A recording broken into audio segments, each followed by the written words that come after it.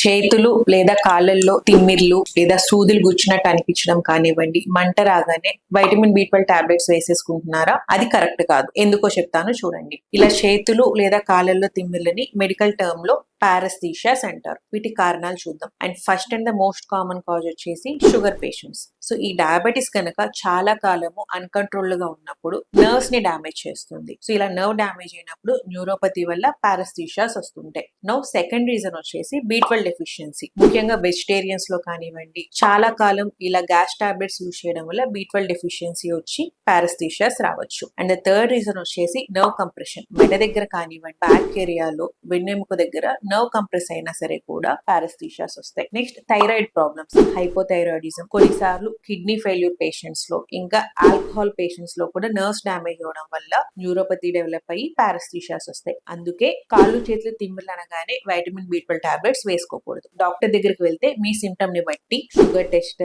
Kidney టెస్ట్లు, thyroid function టెస్ట్లు, అవసరమైతే నర్వ్ కండక్షన్ స్టడీస్ చేసి కరెక్ట్ ట్రీట్మెంట్ పెడతారు. సో సెల్ఫ్ డయాగ్నోస్ చేసుకోవద్దు. Stay aware and stay healthy. Thank you.